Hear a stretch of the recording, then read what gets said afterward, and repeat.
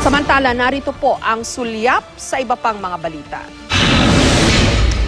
Si Pangulong Noynoy Aquino ang nanguna sa panunumpa ng mga bagong opisyal ng Philippine Chamber of Commerce and Industry o PCCI, Philippine Exporters Confederation, Employers Confederation of the Philippines at Anvil Business Club sa Malacanang.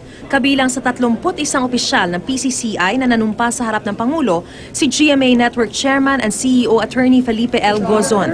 Pinasalamatan ni Pangulong Aquino ang mga negosyanteng kumikilala sa paglago ng ekonomiya ng ating bansa. Ang PCCI ay isang organisasyong binubuo ng small, medium at large enterprises sa Pilipinas. Humakot naman ng parangal ang ilang programa at personalidad ng Kapuso Network sa ikalimang Golden Screen TV Awards ng Entertainment Press o NPress. Sa ikalawang pagkakataon, ang State of the Nation with Jessica Soho ang itinanghal bilang Outstanding News Program.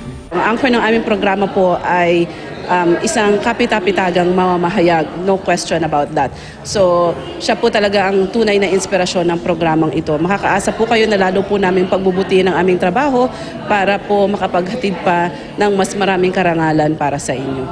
Si GMA Network First Vice President for News Programs Jessica Soho naman ang kinilala bilang Outstanding Magazine Program Host para sa Kapuso Mo Jessica Soho na nagwagi naman bilang Outstanding Magazine Program.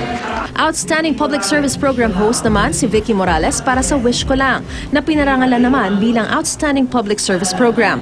Outstanding Documentary Program Host si Cara David, habang ang Real Time kinilala bilang Outstanding Documentary Program. Outstanding Natural History o Wildlife Program host si Doc Ferdinand Resio para sa Born to be Wild na nagwagi bilang Outstanding Natural History o Wildlife Program. Ang longest-running noontime show na Itbulaga kinilala bilang Outstanding Variety Program. Outstanding Gag Program ang Bubble Gang, habang Outstanding Comedy Program ang Pepito Manaloto. Iginawad naman sa Tropang Pochi ang award para sa Outstanding Educational Program and Hosts. Ang Celebrity Bluff kinilala naman bilang Outstanding Game Talent Program. Outstanding Adapted Drama ang Temptation of Wife, habang Outstanding Original Drama naman ang My Husband's Lover.